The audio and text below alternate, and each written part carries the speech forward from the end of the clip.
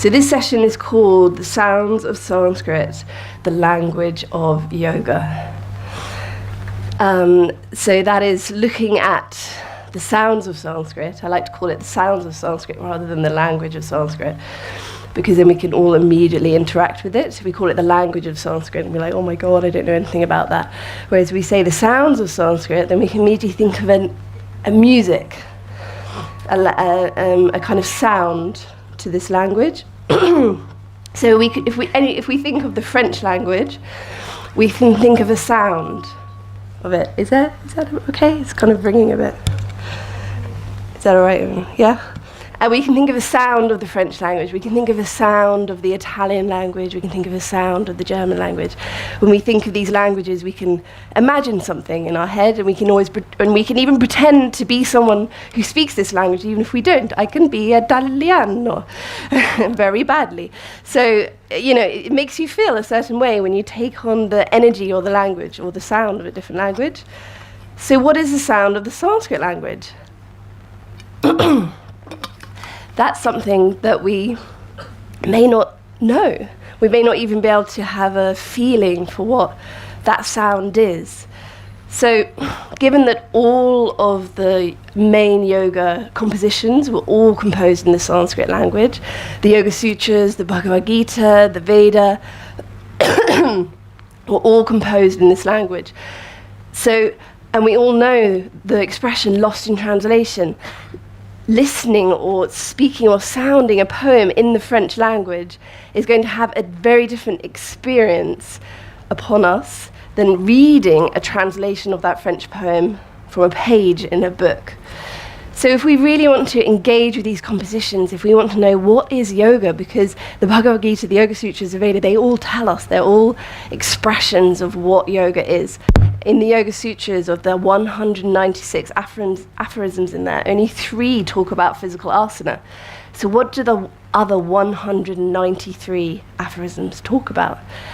So we don't have to have a master's or a PhD in Sanskrit language in order to penetrate this, because these texts or these compositions, because they weren't texts, they were composed, they weren't written down until much later.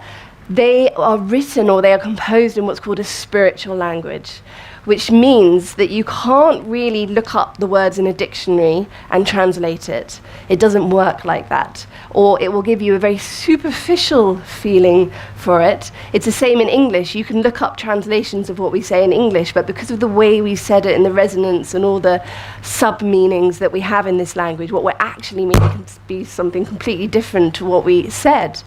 So we have to open our minds up to this when we start engaging with these great yogic compositions. And this also frees us up, because it means that even if we haven't got a master's in the Sanskrit language, we can immediately engage with it, because anyone can engage with sound. Anyone can engage with the resonance of something. And actually, this is where the meaning is found, which is wonderful, because it means that we can access it even more directly, even straight away with whatever we've got, we can access it. So maybe we should start by accessing it. So maybe we'll start by making a few vowel sounds, because in the Sanskrit language, the 16 vowels are called the 16 matra. And matra means mother. There are many different words for mother in the Sanskrit language, but one of the words for mother is matra. And English is the granddaughter of Sanskrit. So the mother of English is Latin, and then ancient Greek, and then Sanskrit. So many of our words can be linked directly to the Sanskrit. So even though we may feel like we have absolutely no connection with this language whatsoever, once we start looking at it, oh my God, that's like the English word, we can see connections all the time. And then if you speak another Latin language like French or Italian, you can see even more connections. So we can all see the immediate connection between matra and mother. So the root of matra in Sanskrit is ma, and ma means in measuring out the consciousness. So if you want to get deeper into a Sanskrit word, you have to look to the root of the word. And this is what's so wonderful about the Sanskrit language, is that every single word has what's called a root, a dhatu, a seed beneath it, which we don't have in the English language. And there are only 1,200 dhatus in current use in the Sanskrit language, which isn't many if you think about it. So there are only 1,200 seeds, if you can imagine, in this field. There are 1,200 trees seeded, and then out of these seeds come these trees. And from these trees come many, many, many, many different fruits. And those fruits are the words of the Sanskrit language. Now, some trees only have a few fruits, and some trees have hundreds and hundreds of fruits. So once you can start recognizing feelings for words, for example, kr is the root of the word karma. So anything which got a kr or kar or in it is going to have something to do with action. So immediately we've got access to perhaps 200 words. We can recognize, oh, that's got a bit of a kar thing going on. That's probably something to do with action. Or dharma, the root is dha, that which sustains and nourishes. So if we hear words with dha in it, we're like, oh, that's got something to do with sustaining and nourishing, which is wonderful because it actually is one of the easiest languages to learn. Firstly, because of this root system. Once you start recognizing roots, you can immediately go back to the energetic resonance of a word. And secondly, because once you've learnt how to read or pronounce a letter, it will never ever change, which is of course the complete opposite to English language. Just because you've learned the alphabet doesn't mean to say you can read a single word of the English language, because every single word is like, oh, well, in this instance you actually pronounce it like this, and in this instance you actually pronounce it like this. In Sanskrit you learn there's 42 to 54 letters depending what angle you look through, but all of those letters, that's how you pronounce it. Every time you see it, that's how you pronounce it. So once you've learnt those letters, you will be able to read and sound every single word in the Sanskrit language. You may not understand what it means, but you will at least know that this is the energetic feeling of this word. This is how you pronounce it. And you can know with a surety that that's how you pronounce it. You don't need to check with anyone once you've learned those letters. So that's pretty wonderful. So that's a really, and also it works in a completely different system. I like to compare it to a Mac and a PC.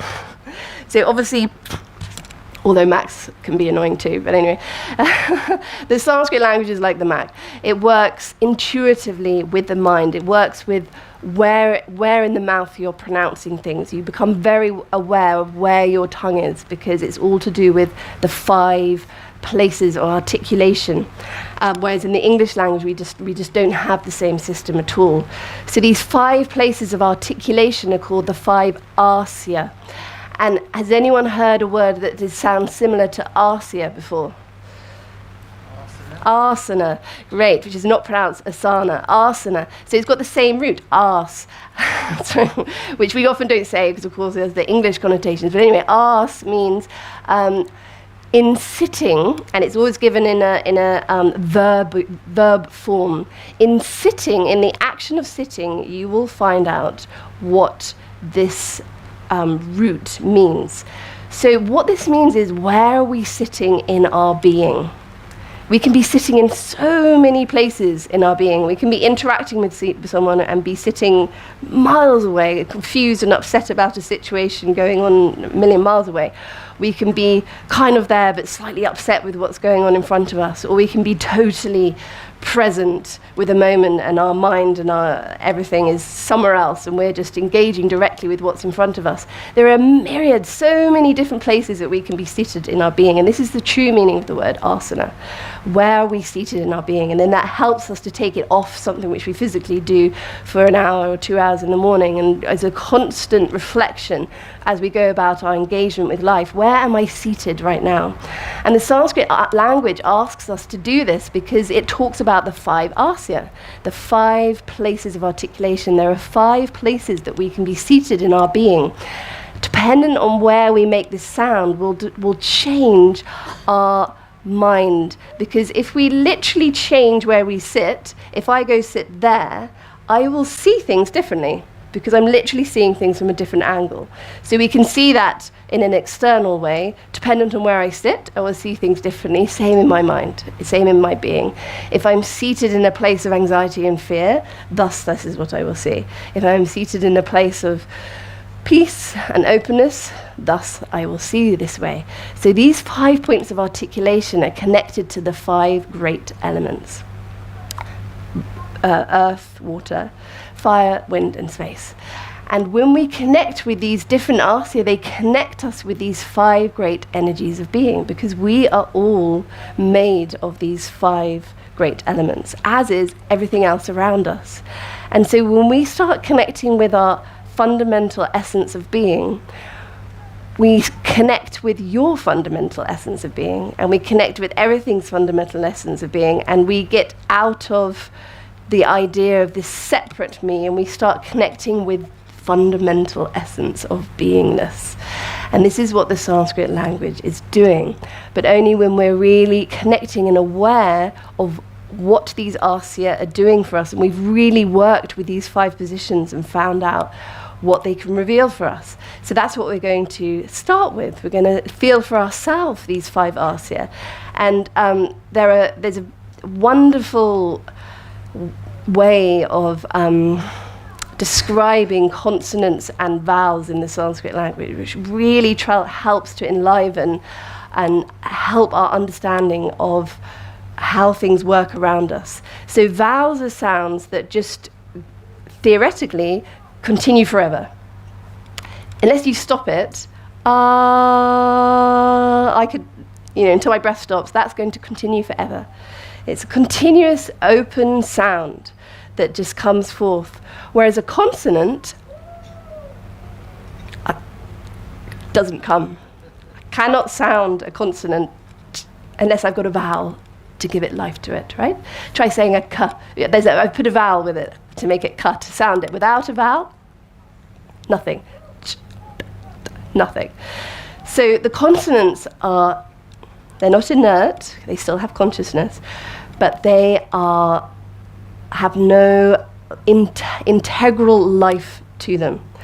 They need the vowels to come to bring them into a form that we can recognize. So does this remind anyone of any concepts that are talked about in the Yoga Sutras? Yeah. The 2 main fundamental things that are talked about, concepts of the Yoga Sutras, are this and this, beginning with P's. Prakriti and Purusha. Purusha and Prakriti. So Purusha and Prakriti is a fundamental exploration of matter that occurs in the Yoga Sutras. What am I made of? I'm clearly made of matter because I can feel it. And we all know, we can look inside a body and there's matter. But which is Prakriti in Sanskrit. But there's also something else, right? Because there's a difference between a dead body and an alive body. So what is that difference? And in Sanskrit, they use the word Purusha, which usually gets translated in English as something like consciousness, although you could talk about this subject for a long time, because Prakriti is also conscious, because when you die and you're put in the earth, you will compost. That's a very intelligent system that's going on, right? Your body is still alive. It has the gunas in it. It's interacting with the earth around it, and it manages to compost. So there is still some consciousness in Prakriti, but Purusha is something else that comes and brings it into a form so I can now interact with you. So you are all the equivalent of Sanskrit words. Each one of you is a Sanskrit word that's popped up into being, a combination of vowels and consonants which come into a form that I can recognize. And when that Purusha, when the vowels disappeared, we're just consonants left into the ground to disintegrate into the other consonants.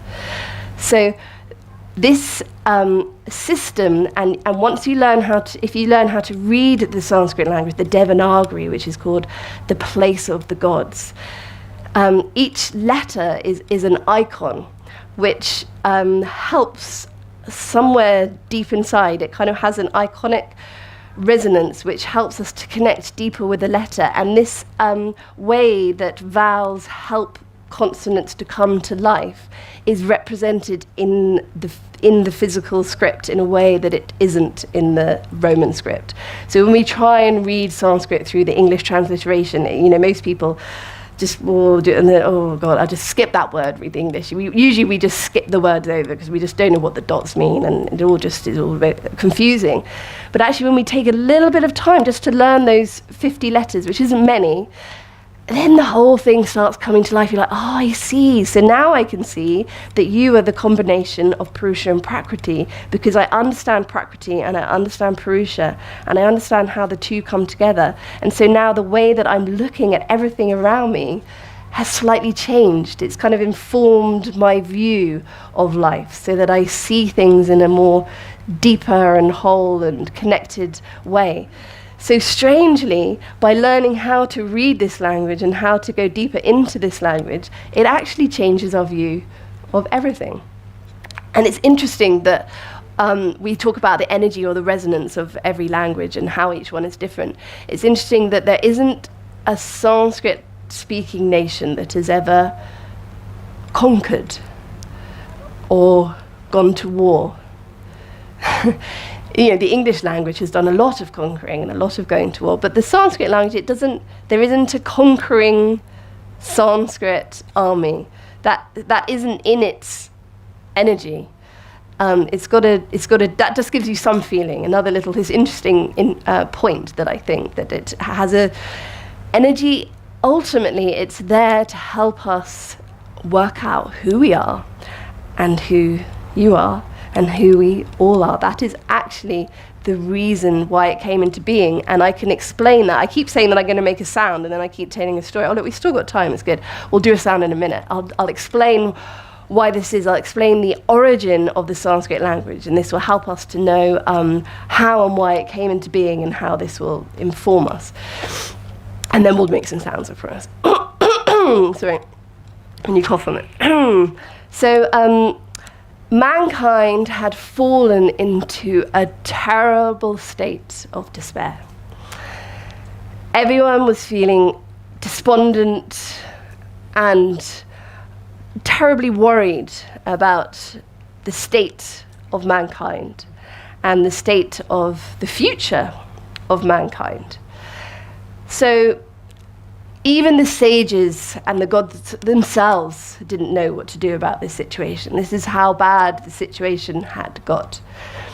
So 4 sages on behalf of mankind went forth to Lord Shiva. And they said, Lord Shiva, please help us. Mankind has fallen into a terrible state of despair, and we don't know what to do about it. So Lord Shiva, being Lord Shiva, said, I know what has happened, and there is no need to fear. A demon called Apasmara has descended upon mankind. And Apasmara means the demon of forgetting. So mankind have forgotten who they really are. So Lord Shiva then assumed the form of Nataraja, which is the dancing Shiva. And you might have seen the statues of him. He's kind of like this to the side, and there's the fire all around him. And this is the story of the origin of Sanskrit. And Nataraja is also, this pose, but in the statue he's actually to that side. But anyway, Nataraja means the king of the dance. I am the lord of the dance, said he. Maybe there's a connection, who knows. The lord of the dance. And he danced the cosmic dance of creation on top of the demon of Apasmara. So you often miss this when you look at the statue. You may not realize there's a little blob underneath his feet. In the cheaper models, you can't really see it. It's just literally a little blob, but when you get the expensive model, you can see it very clearly. So he's dancing this dance, the cosmic dance of creation, while simultaneously destroying the demon by dancing on top of him. It's quite an amazing image. And around him, surrounding him, as he dances this, a great fire beings exude from him, which is why you have the fire all around him, because so much light and creativity and energy comes forth from this dance. And then there is a moment's silence. And this is representing the transcendent reality that sits beneath all the dance. So we have the creative dance of every single moment. We're constantly bringing this reality into life before us, but at the same time, there is the transcendent reality beneath it all. And in that transcendental reality, he takes his damaru drum, which is shaped like an hourglass, and this shape, which is now the XR logo, is a connection between the causal and the physical realm. So we usually talk in English, it's quite common to talk about the conscious and the unconscious. In the Sanskrit realm, there's actually four realms. There's the physical, the subtle, the causal, and then what's called the fourth, turiya, that which pervades it all. So this drum is the causal and the physical, interacting through that point in the middle, which is the subtle, which is the mind. So the mind is constantly in this play between the physical and the causal. We're constantly bringing the causal into manifestation, into apparent physical reality in front of us. So this is what he does with his drum in this transcendental reality. And he bangs it. He does it 14 times. And each time he does it, out come a string of letters. Ayun, bang, Rorik, bang, Aeon. I'll chant the whole thing for you in a minute. And what comes out are the 42 letters of the Sanskrit alphabet. And these letters in this particular form are called the Maheshwara Sutras. So Shiva takes 3 different names in this story. He's called Shiva, he's called Nataraja, and then he's also called Maheshwara, which is the title of these sutras, which means Maha Ishvara. Ishvara, the ruling creative principle of this moment. Maha, great. The great ruling creative principle of this moment. And these sutras are the cosmic dance of creation with reference to the silent transcendental reality in sound. So I'll chant them for you so you can hear how they go. And I'll just do it twice. I'll do it once slowly and I'll do it once a little bit quicker, and then you can just hear it.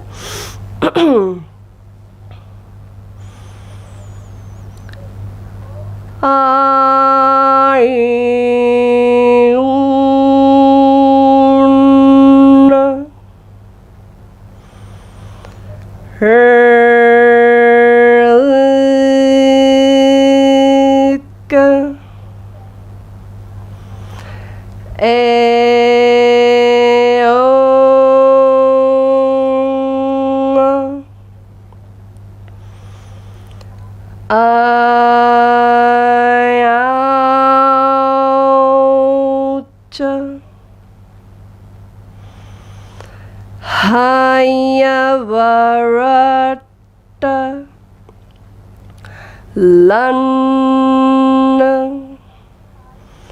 Nyamangananam Jabhanya Gadhadash Jabagadadash Kapachatata Chatatav Kapayam Shashasar How Ayuna Rurika Ayon Ayauta Hayavarata Lanna Nyamangananam Jabhanya Gadhadash Jabagadadash Kapachatata Chatatav Kapai Shashasar Hal Iti Maheshwarani Su Sutrani.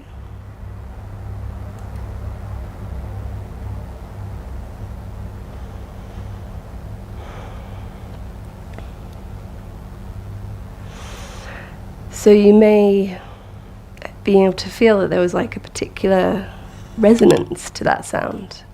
This has a different resonance to A, B, C, D, E, F, G. It's got a whole different feel to it. And present at this dance was a sage called Panini. And he went on to write the greatest grammatical work perhaps ever in the history of language.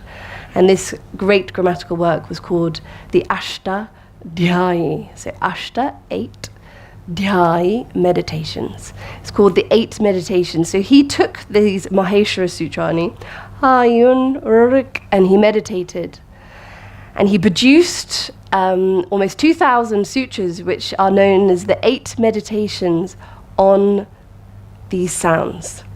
And these meditations are the grammar work of Sanskrit. But you can hear by the title and by the story surrounding it that this isn't a normal grammar book like we might have found when we were studying at school. You know, you learn the nouns and then you learn the vowels, and then this is a whole other thing. This is coming out of mankind falling into misery. How do we remember how we are?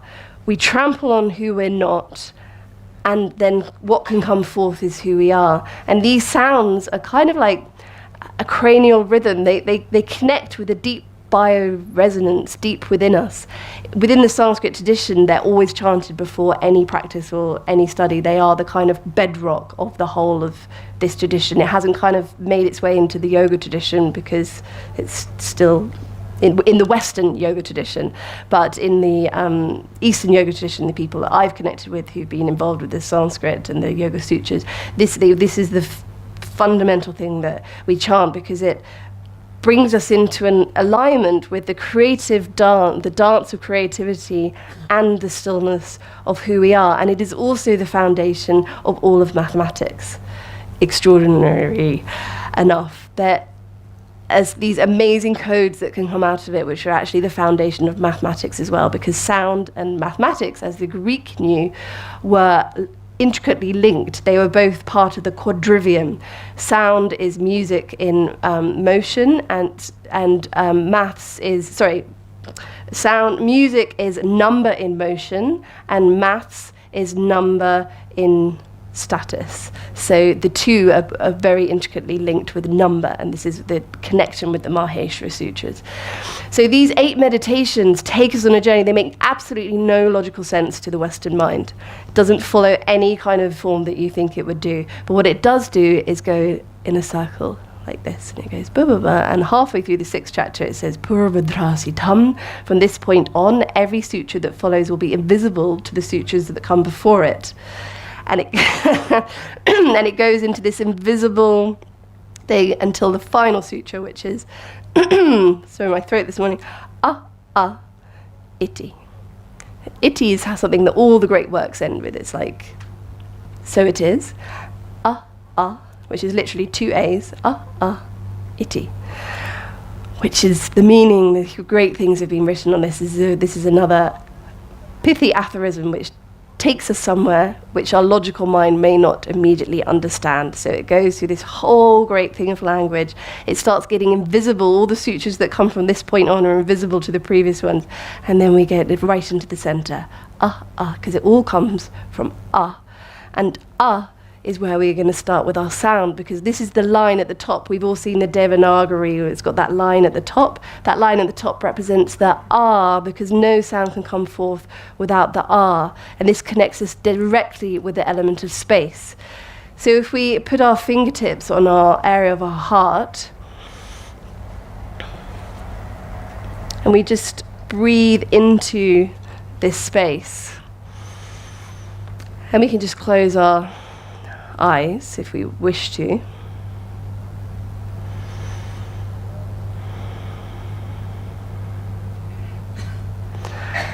And then we just relax the lower jaw and just let it kind of fall vertically open. And then we just let out an audible exhale in our own time.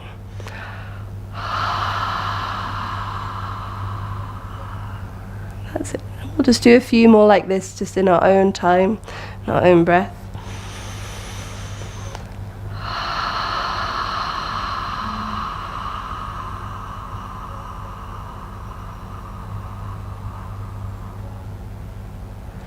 And just one more.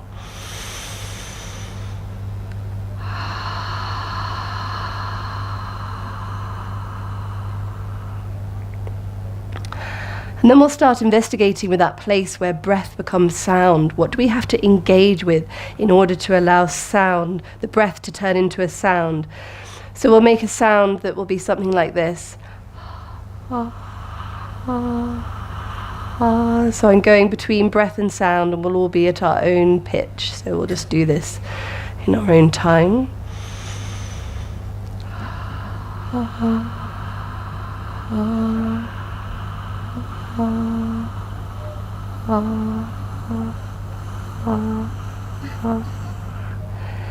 See if we can feel that sound starting to emanate right down here in this area of the heart where our fingertips are. We'll try that again.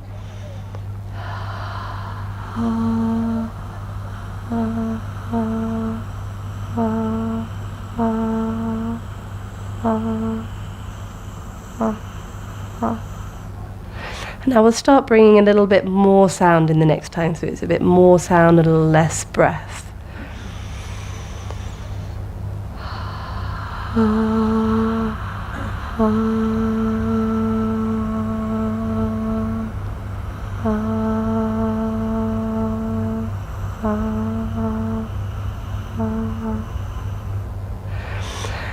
And now I'd like you all to just rub your jaws from side to side and just really let that lower jaw relax down. And we're going to start with our next sound. It's going to be more of a continuous, just a soft R sound. So we'll bring our fingertips back to our heart and make this R sound.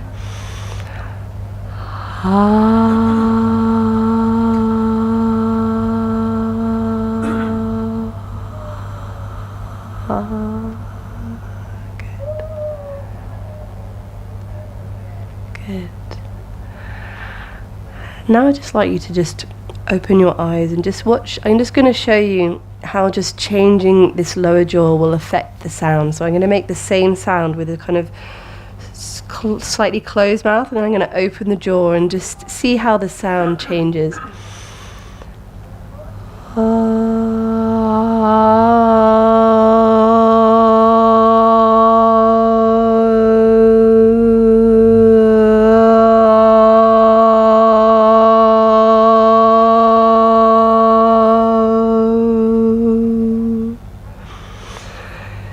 So just see if you can maybe experiment with that. We're going to do it where the mouth's closed, and then just experiment with like opening it up and bringing it back again, and see how it changes the experience of the sound for you.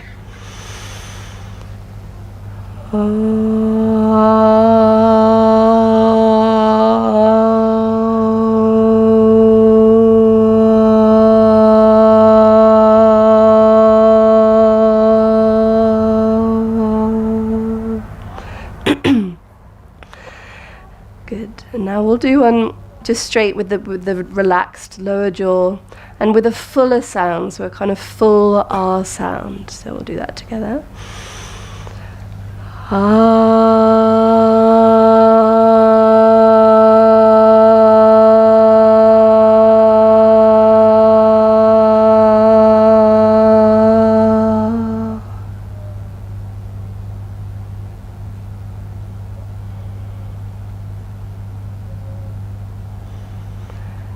Just keeping your eyes closed, just feel the space around you, feel the space in this tent. We're just going to make the sound one more time and just feel if this sound has any impact on the resonance of the space in the tent around us. So we'll make the sound together. Ah.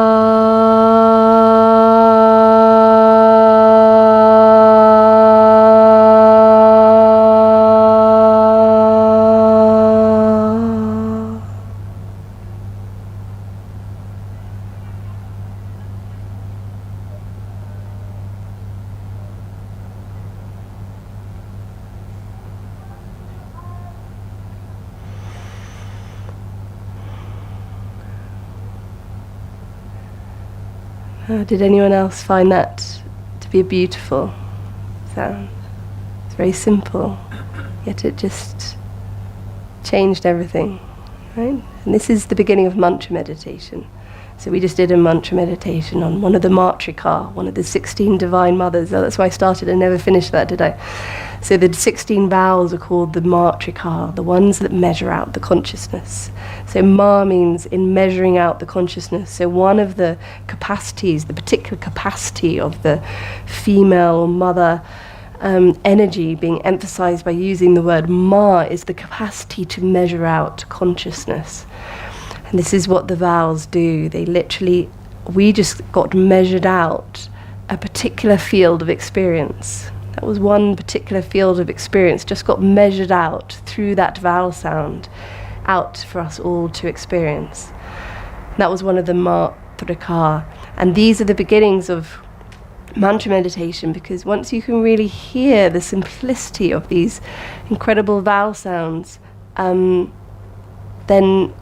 you're immediately connecting with the resonance of the sound, and the sound can then take you where it wants to take you. That's the only rule of mantra meditation, is that the mind follows the sound. So you make the sound and your mind follows it, rather than the mind leading. We're so used to leading the show.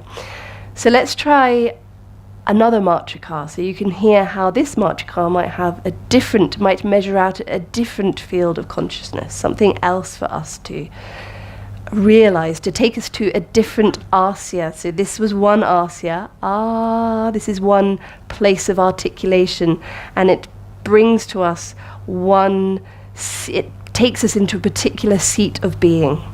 This vowel is actually connected with the element of space. So this brought us into a seat of being where we could connect with the element of space. But let's try another matrika and see what asya this invokes within us, and what vision might be brought forth to us by engaging with this particular asya. So we're going to do what you would see in English written as a U. So if you saw a U written in English, let's do an English U sound.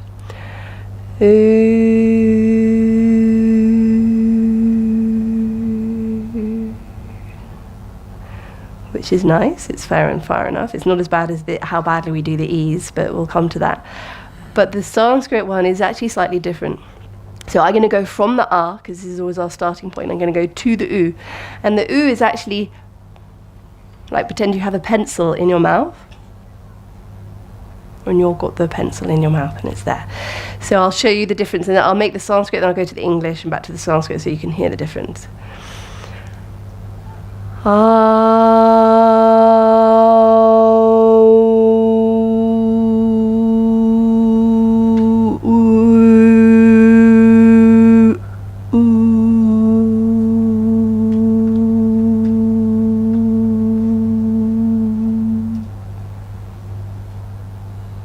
It's a little different, right?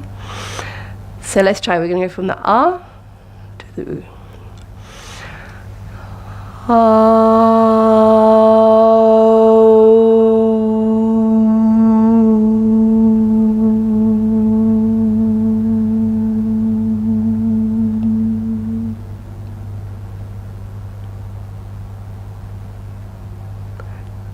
Just the English U, just so we can hear the difference.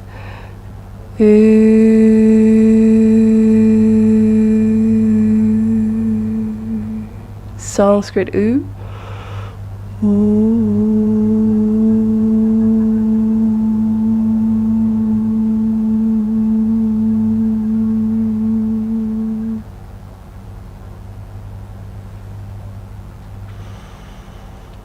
Good.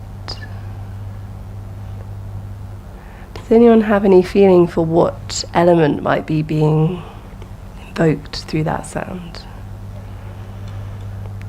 Sometimes people have feelings. Not quite, but it has got that feeling of movement, hasn't it? Water, yeah. This is the movement, the sparkling. If you imagine a sparkling lake, it kind of has that translucent, sparkling quality to it. Let's just do that one more time. We'll go from the A to the U. And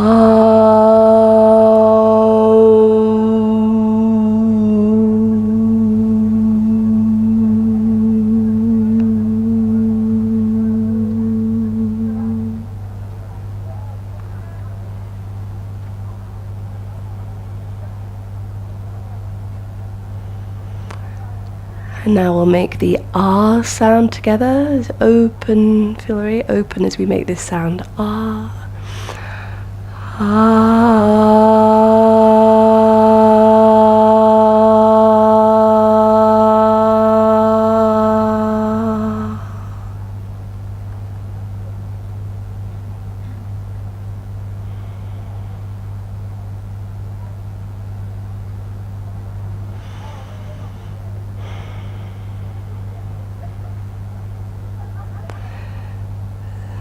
So it's very simple, but very profound. So we'll try this. We'll try the E sound, which is one that is a little tricky for us. But it's useful for us to hear it because it's very strong difference between the English and the Sanskrit. So if we saw the letter, well, the sound is in E, which is transliterated by the letter I in the English transliteration. So this sound we tend to make in English like this. E, he. So let's all try that. E, he. That sounds a little bit like E, right? Ooh, E. That doesn't go. If these sounds, if you can imagine, like, you know, a bell, this beautiful, bell, and these are the matrika. These are the divine measures out of consciousness. So when we make these sounds, that's what we're listening for. This is what the Sanskrit language has the capacity to evoke. So we know for ourselves if it's right or not. If it's like, ooh, then we know that we haven't done this. Is pronunciation important through one lens? No. The heart can outlay everything. If you were singing something from the heart and we're in the Bhakti tradition and we have no idea about any of the Sanskrit pronunciation, it's still going to do something, so that's great. Through another lens, if you want to crack a pane of glass, you have to hit the right note. And that's what, in its depth, mantra meditation and the sounds of Sanskrit and the whole tradition of the Bhagavad Gita, the Song of the Lord. What does that mean, the Song of the Lord? The Song of the Lord means, and that's not something that can be man-made through your own ups and downs. The Song of the Lord comes to life when you get rid of all the swara, all the ups and downs, and you just sing it, what's called ekashruti, which means one tone. Dharma kshetre, kuru kshetre. And while you're saying it, you feel exactly where it's being pronounced. And then the Song of the Lord reveals itself to you. So the more simple we become, the more likely we're going to have the experience of the glass shattering, which is what we're really looking for, I think. Or we can just be looking for a wonderful connective heart experience, and then we can do something else that will take us there. So the Sanskrit E is made, you don't do this to the mouth, you keep it here, and you lift the tongue up, and you divide the mouth. The mouth is the most resonant energy that exists in our body. Our most powerful energy exists in the mouth. If you ever have the chance to close your eyes and just really feel that energy in the mouth, everything in this world starts with a conversation. Everything starts with sound, with our voice. And when we separate this energy in our mouth into two, we'll feel the difference between the resonant, receptive upper side and the dark, unmanifest lower side of the tongue. They feel completely different. The tongue between the upper and the lower side. And when we do this, we create Shakti, which is what this sound is, pure Shakti. So I'm going to show you, I'm going to go from the A to the E, and then I'll do the English E so you can hear the difference. It's kind of laugh, I'll try not to laugh. Okay.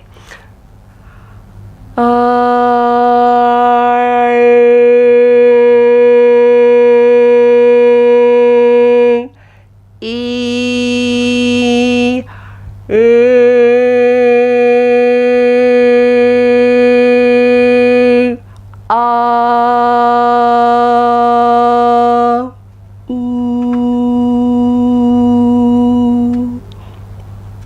the other sound so you could hear. Right, so you could hear that was a pretty strong sound, right? But you can see why it ends up getting written with an I in English. You can see how things get lost in translation. Oh, how do we notate this sound? I mean, gosh, it's impossible to notate. It's something you can only learn orally through the oral tradition from someone who shows you. But because we entered the world of writing things down, we thought, well, let's just write it down with an E. And then in English, you end up going E, Shakti, which doesn't have the same feeling as this E sound. So we're not used to lifting our tongue up like this. So we'll give it a go. What will help is if you do this because it keeps your mouth from going into the E position. So you start with your tongue relaxed in the R, and then you lift it up and bring your energy to the top half of the mouth, your focus, and feel the energy coming through the top half of the mouth. So let's try. We'll go from the R together.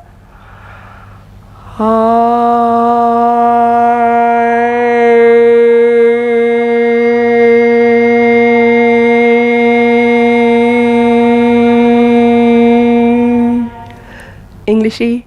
So even if you didn't think you were doing it, it was still better. Let's try it again. It was still better. When you bring the tongue up, remember, focus on the top half of the mouth to change it from an R to an E. So try it again.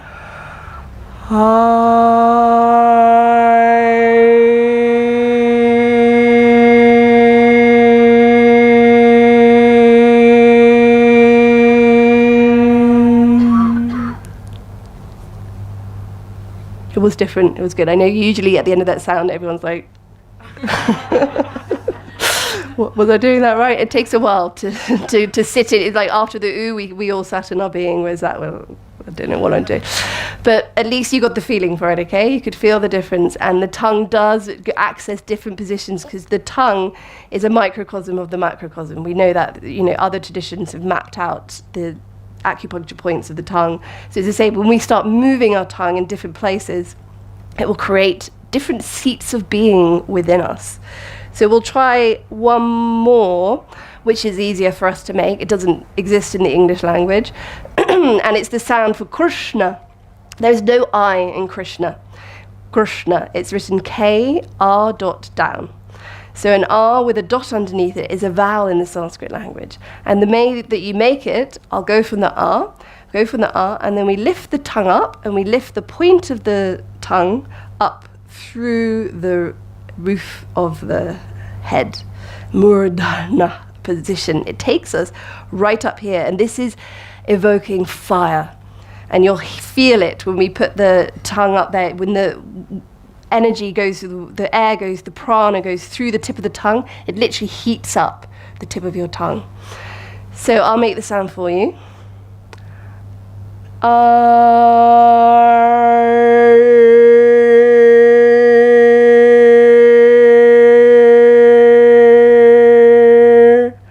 Krishna. It's very different to Krishna.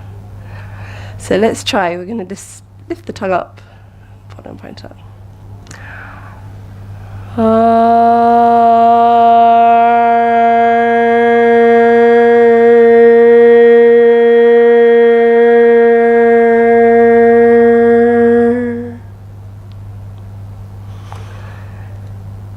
Let's do it one more time. This time we'll just do it quietly. Together.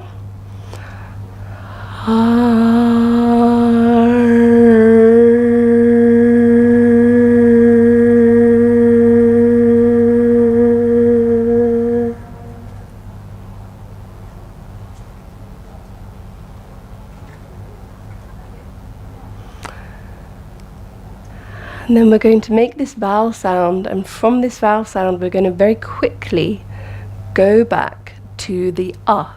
So I'm going to make this for you. It goes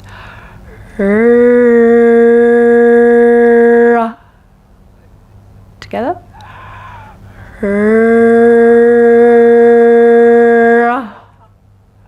Again.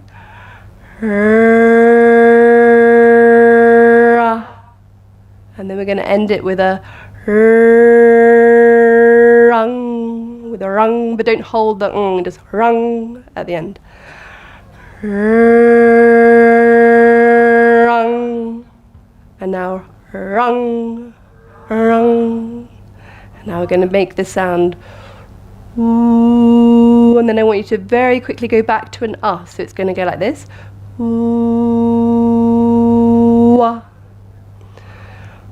ooh,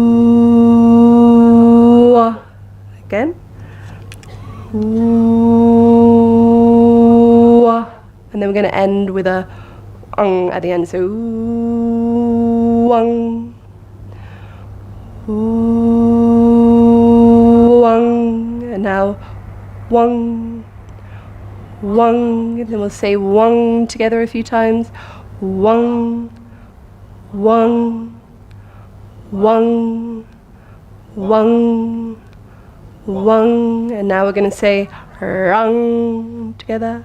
Rung, rung, don't hold the at the end. Rung, rung, rung, rung, rung, rung, rung, rung. And now we're going to make the sound, the E that was hard for us to make, but we're just going to try, and we're going to go like this. E-ah, and go back to the very quickly. E-ah. Again. E-ah. Add the at the end. Young. Now young, young together. Young, young, young, young, young, young, young, young, young, young, young, young, young. Last one. Young.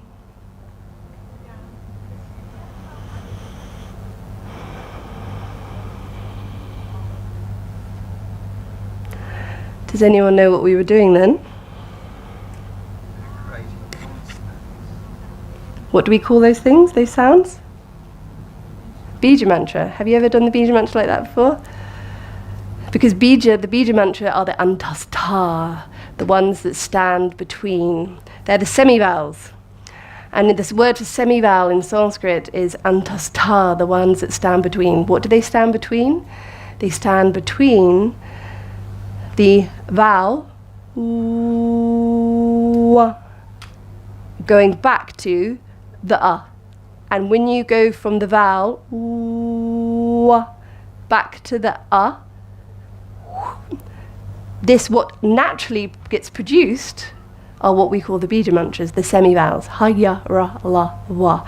Ya, la, ra, ooh, ha. R's are the only slightly different one because it's going from R to R, so the only way you do that is to inject air through it. So this, if anyone's done the bija mantra before, I just wanted to show you that, how these have a very different, we might have before done lam, bum, rum, yum, hum, but if you feel the antastha, you feel where they have to start from the arsia of an wang, wang. It's got a completely different feeling to vum, vum, wang. Why it's an at the end is another story. I can explain it, but I think that's a longer story. Going back to Krishna, what does Krishna itself mean, apart from the god who plays the flute? What does Krishna mean? The actual word? Dark. So Krishna is dark and Arjuna is the light. So the conversation between Krishna and Arjuna is the conversation of bringing that, the unmanifest lower half of the tongue, up into the manifest upper part of our tongue, into light, because it's all within us. So we all have this fathom of knowledge beneath us, but we need to bring it up from the causal realm into a realm that we can recognize. And this is the conversation which Maheshwara has when he bangs his damaru drum between the causal and the physical realm. And this is what Krishna and Arjuna are doing in their conversation. They're mixing up the causal Krishna realm and the physical Arjuna realm, and what comes forth is the song of the Lord. What comes forth from this banging of the drum is the song of the Lord. Ayun Rurik Ayang Ayut. It's the same idea of this looking deep within to bring forth that which is deep within into the light of our being so that we can see it. Is that a question? That's it, yeah, 5 minutes, yeah, got it. You can see I'm culminating in the wonderful end. And so when we say Krishna, if let's all try saying it, Krishna, Krishna, with the tongue up, for the R, the S, and the N all have dots underneath, so they're all Krishna, Krishna. And now let's say Krishna, Krishna. Which one sounds darker? Krishna. Does that take us into that feeling of that underrealm of the tongue? Some people feel that. If you just feel into your tongue, can you feel the difference between the lower half of the tongue and the upper half of the tongue? Can you feel how different it is? So when we really, if we say everything's within us, well, everything is within us. What can we learn from our tongue? What can we learn from our mouth? The Sanskrit language can help us to learn this by taking us into these different asyas, these different realms of being, to help us see, bring forth, because what came forth from that R sound came from within us. What came forth from that E sound came within us, but we needed something to help that measure the consciousness out into being so we could recognize it and to give thanks for it. So, I think that's a little summary, quick summary about the Sanskrit language and yoga and how they're connected. Any questions? You mentioned er is fire. Yeah. U is water. E is air. E U is air. Ah is space. I didn't do the mother of the gods. I didn't do the mother of the gods. The mother of the gods is the tongue pointing, because it's a bit tricky, the tongue pointing towards the top of the back teeth.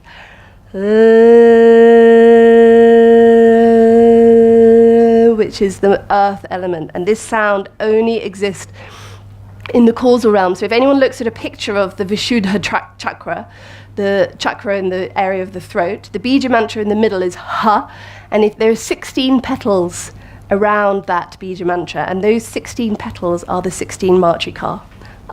E, E, U, U, R, R, R, A, I, O, Au, Ah. Those are the 16 measures of consciousness. They sit in the Vishuddha chakra, sitting around it.